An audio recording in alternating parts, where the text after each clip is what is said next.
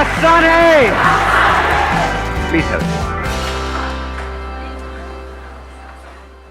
Mentally strong कैसे होते हैं और मेंटली स्ट्रांग होने का मतलब क्या है, ये हमको मिल करके आज फाइंड आउट करना है। पहले ये देखना है कि फिजिकली स्ट्रांग होने का मतलब क्या। सर फिजिकली स्ट्रांग को कह सकते हैं कि जिसके पास स्ट्रेंथ, स्टैमिना और एंड्योरेंस तीनों हो तो उसे फिजिकली फिट कह। Excellent point, let's give big hand for him.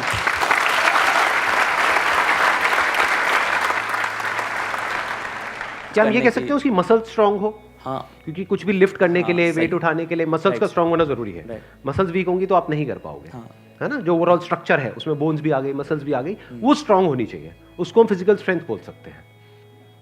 अभी यही फंडे जो हम फिजिकल में देख रहे हैं, इसी को मेंटली देख करके और फिर समझने की कोशिश करेंगे स्टेप बाय स्टेप कि उसका मतलब क्या।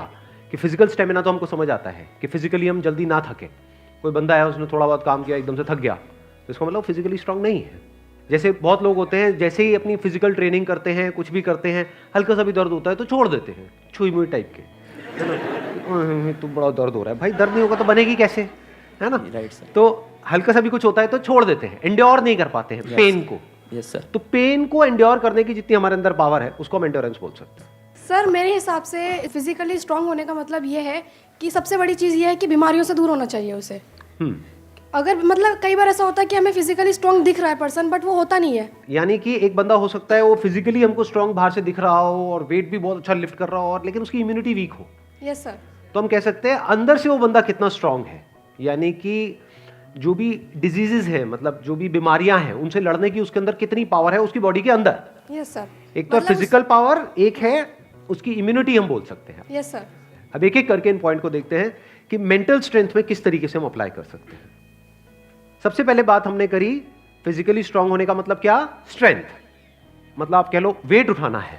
जैसे कहीं हम जा रहे हैं रेलवे स्टेशन पे, यहाँ पे, वहाँ पे, एयरपोर्ट पे, और अगर दोनों हाथ में पूरा भारी भारी पूरा भरा हुआ लगेज है, जैसा हम लोग इंडियंस ज़्यादातर लेकर के जाते हैं, लगेज बंदे से भारी होता है, सही है नहीं है। 3-3 बंदे बैठ बैठ करके उसको पैक कर रहे होते हैं घर पे, माँ चढ़ी होती है और साथ में बच्चे भी, बेटा तू भी आ जा, तू भी आ जा, पति का अरे तू क्या देगा, इधर बैठ। सारे बैठे हुए हैं और उसको बंद कर रहे हैं, फिर उसको उठा रहे हैं, है ना। तो कहने का मतलब है कि अगर आपकी मसल स्ट्रांग है तो आप उठा लोगे, एफर्टलेसली उठा लोगे। इसी को तो फिजिकल स्ट्रेंथ कहेंगे। एक है बहुत एफर्ट लगा के आपको कुछ छोटा सा काम करना पड़ रहा है, एक है बहुत बड़ा काम भी आप कर रहे हो बिना किसी एफर्ट के। क्यों? क्योंकि आपकी बॉडी स्ट्रांग है, आपकी मसल स्ट्रांग है। बिल्कुल इसी तरह से थिंकिंग मसल्स, यानी कि कोई प्रॉब्लम आई तो आप ये देख सकते हो आपकी थिंकिंग मसल्स कैसी है, बेस्ड अपॉन कि आपका रिएक्शन कैसा है जब कोई आपकी लाइफ में प्रॉब्लम आती है। 3 सिचुएशंस हैं यहां पे, तीनों को एक एक करके देखते हैं। एक है कोई बड़ी प्रॉब्लम आई हमारे सामने और हमने अपने हथियार डाल दिए और हम एकदम से परेशान हो गए, तो हम क्या कहेंगे, हमारी मेंटल मसल्स कैसी है, वीक है। मतलब बिल्कुल ऐसा हो गया कि लगेज थोड़ा सा भारी है तो लगेज भारी है मैं नहीं उठाऊंगा। अरे भाई अपने आप को स्ट्रांग कर, मैं आगे ट्रैवल नहीं करूंगा। क्यों? क्योंकि लगेज भारी है, मैं तो यही रहूंगा, बस स्टैंड पे ही रहूंगा, मैं नहीं जाऊंगा। आप हंस रहे हो लेकिन ऐसे हम करते हैं लाइफ में। कोई बड़ी प्रॉब्लम आई तो हम क्या करते हैं, अपने हथियार डाल देते हैं, मतलब वी गिव अप, फेस ही नहीं करते हैं उस प्रॉब्लम को। ऐसी कोई प्रॉब्लम नहीं है जिसका सोल्यूशन ना हो इस दुनिया में। अगर प्रॉब्लम है तो सोल्यूशन भी है, बट सोल्यूशन तक पहुंचने के लिए we need thinking muscles, we need to think a lot in the right direction. और ये राइट डायरेक्शन और रॉन्ग डायरेक्शन क्या है? राइट डायरेक्शन मतलब solution oriented approach, wrong direction मतलब प्रॉब्लम ओरिएंटेड अप्रोच, कि हम प्रॉब्लम में ही जाकर के स्टक हो गए हैं, बस उससे आगे बढ़ ही नहीं रहा है हमारा दिमाग। इसको हम कह सकते हैं मेंटली हमारी जो मसल्स हैं वो वीक है, मेंटली हम वीक है। दूसरा सिनेरियो क्या है, कोई प्रॉब्लम आई, उससे हम लड़े और लड़ने के बाद में बहुत एफर्ट लगाया, बहुत दिमाग लगाया, बहुत मेहनत करी, लड़े और जीत गए, मतलब उस प्रॉब्लम का हमने सॉल्यूशन निकाल लिया। क्या हम कह सकते हैं कि आप मेंटली बहुत स्ट्रांग हो? नहीं, नो। व्हाई? एग्जैक्टली, बिकॉज आपको बहुत एफर्ट लगाना पड़ रहा है। समझ गए ना? हाँ, जैसे कोई बैग उठाना है तो बहुत एफर्ट लगाना पड़ रहा है जी, दोनों हाथ लगा दिए और ये घसीट घसीट के जा रहे हो, और पहुंच गए, कह रहे हो हाँ मैं तो वो। भाई कुछ नहीं, तेरी कमर में लचक आ चुकी है। The second scenario is better than the first scenario but not as good as the third scenario. Third scenario क्या है? बड़ी से बड़ी भी कोई प्रॉब्लम आई हमारी लाइफ में, हम पहले ही उसके लिए तैयार थे और ऐसे सॉल्यूशन निकल के आ गया। मतलब वो प्रॉब्लम जो दुनिया के लिए बहुत बड़ी है, जिसको देख करके लोग डरने लग जाते हैं, वो प्रॉब्लम आपके सामने आई, ऐसे सॉल्यूशन निकल गया, एफर्टलेसली काम हो गया।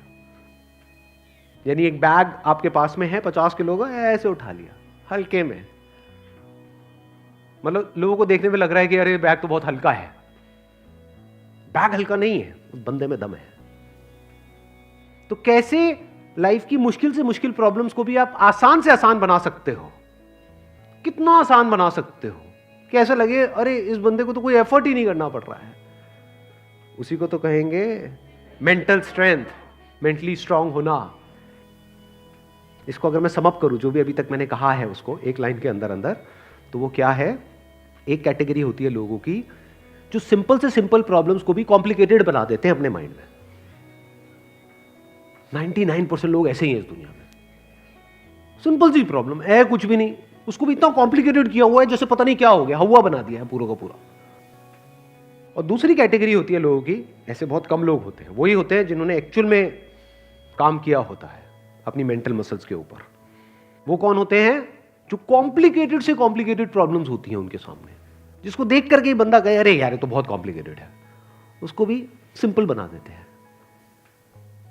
जैसे फॉर एग्जांपल आपकी कोई रिलेशनशिप है किसी के साथ में और वहां पे बहुत क्लैशेस चल रहे हैं, बहुत मेजर कुछ इश्यूज हो रहे हैं। एक तो ये आपस में हम लड़ते मरते रहे कुत्ते बिल्ली की तरह, जैसे ज्यादातर घरों में होता है। उसका कोई सोल्यूशन निकल पाएगा कभी भी? नहीं। तो हमें क्या करना होगा? समझना होगा इस रिलेशनशिप में प्रॉब्लम है क्या। अज्यूम नहीं करना है पहले से कि प्रॉब्लम उसमें है या प्रॉब्लम मुझ में ही है। ये भी एक विक्टिम मेंटालिटी होती है, मेरे में ही कमी है, वो तो सब सही है बस मेरे में ही कमी है जी। ये भी बड़ी गंदी मेंटालिटी होती है, विक्टिम मेंटालिटी। या फिर तुझ में प्रॉब्लम है, मैं सही हूं तू गलत है। तो पर्सन को ना देखा जाए कि वो या वो, प्रॉब्लम को समझा जाए। प्रॉब्लम एग्जैक्टली क्या हो रही है रिलेशनशिप, वो जो क्लैश हो रही है उसकी जड़ क्या है, उसका कॉज क्या है। अगर वो हमको समझ आ जाता है बारीकी से, तो क्या वो प्रॉब्लम जड़ से ठीक नहीं हो जाती? और अगर हम उसको ना समझे और ऊपर ऊपर से ठीक करने की कोशिश करें, क्या वो कभी भी ठीक हो सकती है? कोई भी मिल करके क्या उसको ठीक करवा सकता है उस प्रॉब्लम को? जैसे दो लोगों के बीच में प्रॉब्लम हो रही है, कोई तीसरा आ जाए उनके बीच में मीडिएटर बन करके, मैं सॉल्व करवा दूंगा तुम्हारी प्रॉब्लम, तो कुछ देर के लिए तो समझौता करा सकता है, लेकिन अगर परमानेंट उसका सोल्यूशन चाहिए तो वो कैसे होगा? या तो दोनों को या दोनों में से किसी एक को बारीकी से समझना होगा नेचर ऑफ प्रॉब्लम क्या है। And that could be very simple. समझ गए? मतलब लगता क्या है, ये स्पेशली जो रिलेशनशिप्स की जो प्रॉब्लम्स होती है वो बहुत ही कॉम्प्लिकेटेड होती है, एक्सट्रीमली कॉम्प्लिकेटेड। समझ ही नहीं आ रहा था क्या करें क्या ना करें। कई बार होता है कि बहुत ही सिंपल होता है उसका सोल्यूशन। अगर मान लो मेरी किसी के साथ में रिलेशनशिप है, उसमें कोई प्रॉब्लम हो रही है, तो उसको बारीकी से ऑब्जर्व किया, अच्छा प्रॉब्लम हो क्यों रही है और इतनी बड़ी प्रॉब्लम क्यों हो रही है, उसकी जड़ क्या है। तो जब जड़ तक गया तो मैंने देखा कि अच्छा मैं कुछ इस तरह से बोलता हूं जहां से पूरा खेल शुरू होता है। अगर मैं ये ना बोलूं तो, और इसकी जगह ये बोल दूं तो क्या खेल अलग डायरेक्शन में नहीं चला जाएगा? दोनों का अंडरस्टैंडिंग होना बहुत जरूरी है। आप कह रहे हो दोनों की अंडरस्टैंडिंग होना बहुत जरूरी है। हाँ जी सर। ध्यान से समझना, अब ये प्रॉब्लम ओरिएंटेड अप्रोच है, सॉल्यूशन ओरिएंटेड अप्रोच है? ये प्रॉब्लम ओरिएंटेड अप्रोच है जिसका कोई दुनिया में सॉल्यूशन नहीं है। ये बिल्कुल ऐसा है कि सरकार को तो अपना काम अच्छे से करना चाहिए। ये जो चाहिए है ना, ये हम इंडियंस की नस नस में दौड़ रहा है। सड़कों पे सबको अपनी गाड़ी ढंग से चलानी चाहिए, रेड लाइट पे सबको रुकना चाहिए, ये होना चाहिए, वो होना चाहिए, यहाँ पे सफाई होनी चाहिए, दोनों को एक दूसरे को समझना चाहिए, जो कभी नहीं होगा। तो क्या हो सकता है, इसका सोल्यूशन क्या है? ये हो गई प्रॉब्लम ओरिएंटेड थिंकिंग कि हमारी लड़ाई की जड़ क्या है, मैं तो उसको समझता हूं वो मुझे नहीं समझती। समझ गए ना? आ गई ना प्रॉब्लम। जबकि सोल्यूशन क्या है? मुझे ही समझना है, खत्म।